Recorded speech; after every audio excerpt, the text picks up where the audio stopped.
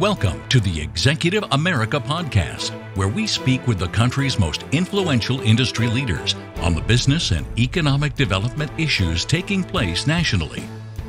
You can stay up to date with all of our content, including our publications, newsletters, and podcasts by visiting www.executiveamerica.com and clicking on subscribe.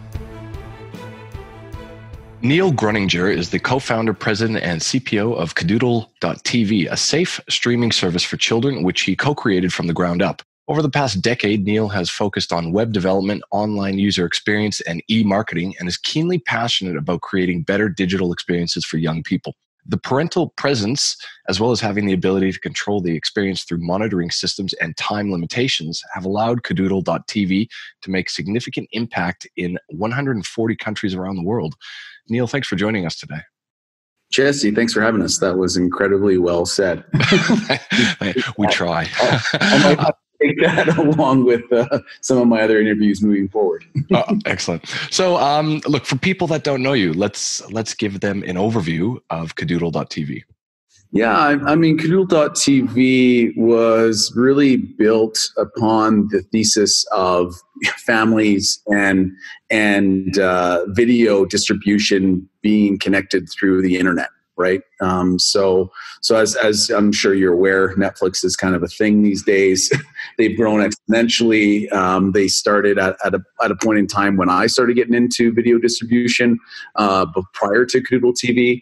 And being a part of a technology corporation that basically built out an algorithm for video distribution. And so the co-founder, Mike Lowe, and I actually met through that process and came up with the product internally at the time, because his youngest boy, his first boy, got into inappropriate content online through actually Netflix and YouTube. And so immediately we kind of understood that there was a bit of an opportunity and also a problem that we had to solve. And immediately, him and I kind of just decided that this is something that we're going to move forward with, and did the whole Jerry Maguire kind of pitch. took some employees with us, and ultimately created KidoodleTV in 2012-ish. So it's been almost 9 years, I guess 9 years since we really thought about the idea. And then from there, it's been an interesting process to build out the different, ways of children and families accessing KidoodleTV through mobile and connected TVs and smart TVs as it continues to grow in that evergreen area today as what we see it. Okay. I hadn't realized you guys had been around for so long. How has the platform of entertainment evolved over this time? Oh, I mean, the media landscape has shifted at an exponential rate. And I mean, we wake up and we have to keep up every day. Yep. And really pave the way for what we're trying to do to make sure that kids are safe online. We trademarked safe streaming, and it's kind of like our core of what we've really built and what our mission is online. And if you look at what YouTube has done for families and what kids are expected of a streaming service, it's just content, and they watch it and they engage with it and they want it now. And so, when it comes to technology, it's been that forever ending, build. I mean, we own all of our technology. We've built it in-house. That was kind of one of our main objectives from day one, is to own and not lease, because at the end of the day, it didn't give us the agile, momentum to shift and be a part of this forever, shifting video space. And so internet now more than ever is becoming the dominant way to watch content. And so by doing so and being a part of that kind of, I would say, the wave of internet video distribution, we've seen some growth, and through COVID especially, families are home. They need safe entertainment and educational content. And so, it's been great to actually really have have built this for the last 8-9 years, and finally really understanding that families and the industry have caught up to what our vision was. Compared to other kids streaming services, what do you guys think that you're doing different? There's a lot out there, especially YouTube, for example. I would say the differentiator from who we are, we focus on families, and ultimately we built the service from a product of our own needs, right? And that's key. You have Amazon, who has Fire TV is a competing streaming service. You have Netflix, YouTube, Disney. These are companies that are paying billions of dollars for content, and we don't have those costs. So it allows us to have more of a wider audience for reasons beyond YouTube, right? So you have YouTube content that has really pushed different content creation, and we've noticed that that's what families and kids are really looking for. So I think the differentiator for us is focusing on families, being that top safe streaming service from an experience level, and then making sure that we are ahead of the trends in getting that top content that families are looking for outside of like the traditional 22-minute episodics that are costing millions and millions of dollars today. Fair enough. Your business is based in Alberta. What are your impressions of the business and the tech industry in the province? Well, I'll be honest with you, it's been challenging in Alberta over the years. I would say now more than ever, I think we're seeing some recognition. We're getting some street cred, Jesse. Yeah.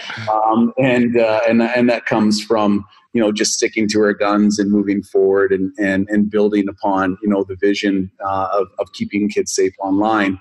But we had to go outside of Canada really to really build the I guess the momentum, finance the company, and I mean, I'm an Alberta boy, born in Edmonton, grew up in Lethbridge, moved to Calgary as soon as I possibly could. Michael Lowe, he grew up in Calgary, his family's here, and so my family's here. I'm an uncle of 6. Okay.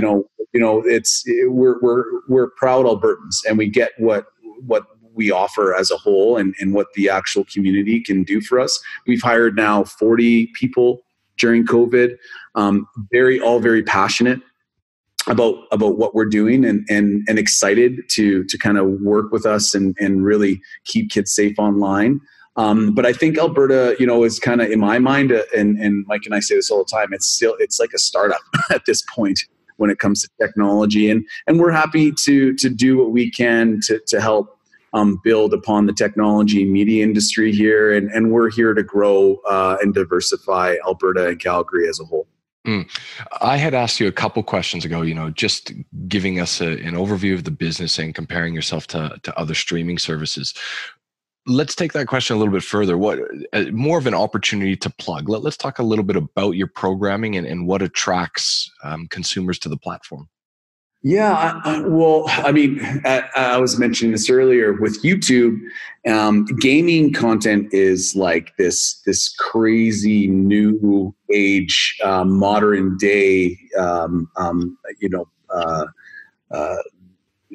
entertainment, right? Like it's become the majority of what kids today are looking for, and so it's been great to really be a part of that process and understanding, that like when I was younger, I used to play video games, and you got a remote control and you had 5 or 6, of your friends hanging out watching you play, and then it was the next person's turn.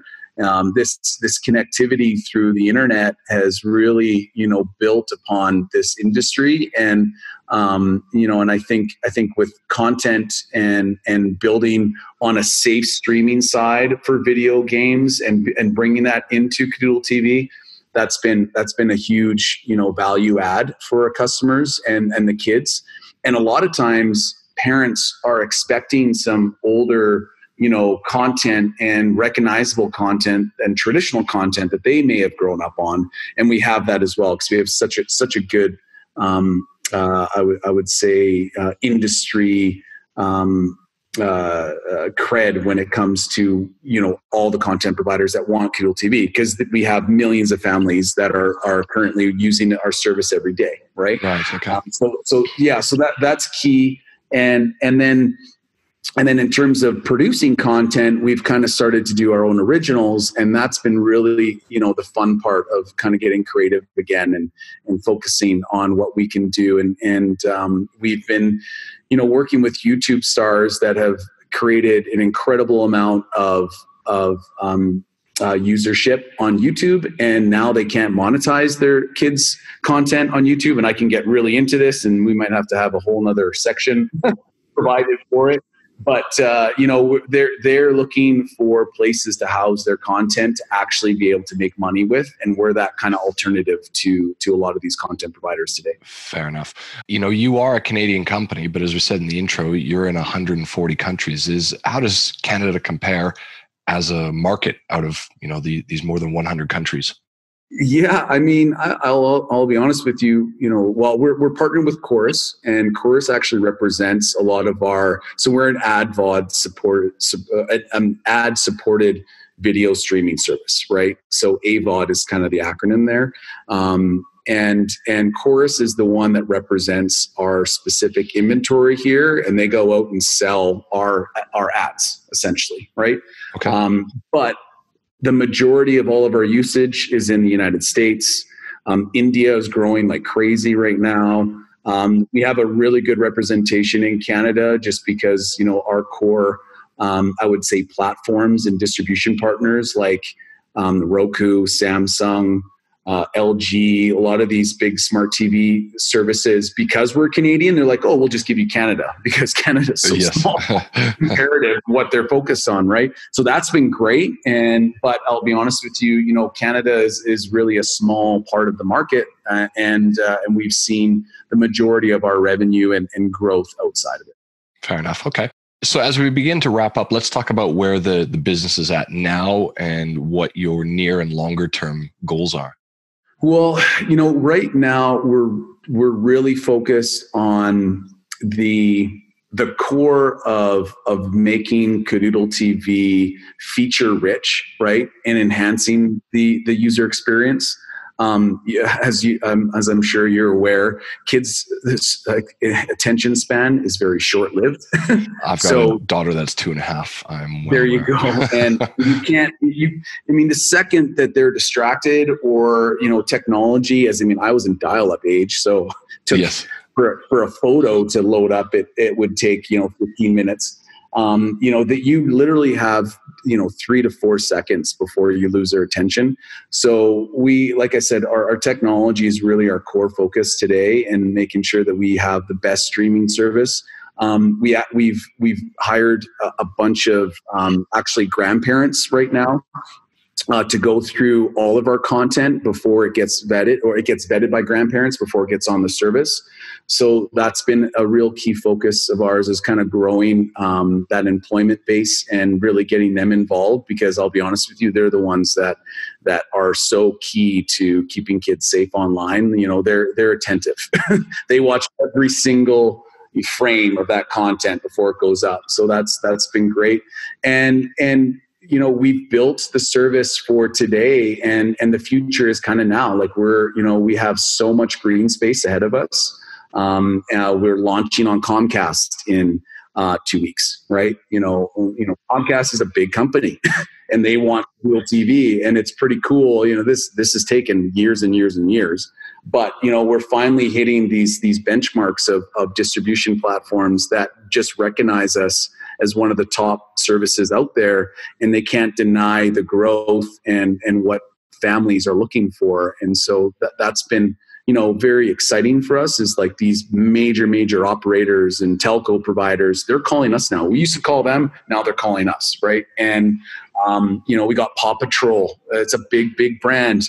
We're one of only, small, streaming services that even work with Spin Master, which owns the IP for Paw Patrol, and Viacom. We're getting some other big brands. I cannot name them yet, but in 2 weeks from now, we have a major launch campaign with the top brand in the world. And that's what families are looking for and expect. And so it's been fun to get to this point today, where the trajectory, and we're outperforming ourselves every day, and we're growing from an employment standpoint. So our future is just continuing on and keeping kids safe, and making sure that families have an alternative outside of YouTube, because that's really where they're finding their content today. Excellent. Well, I think that's a good place to end. So, Neil, thanks very much for your time today. Jesse, it's been a pleasure. Thank you so much for your time as well.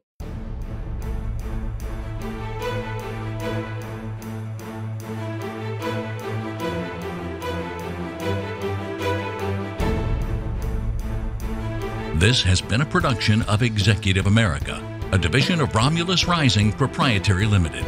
All rights reserved. You can stay up to date with Executive America, including our publications, newsletters, and podcasts by visiting www.executiveamerica.com and clicking on subscribe.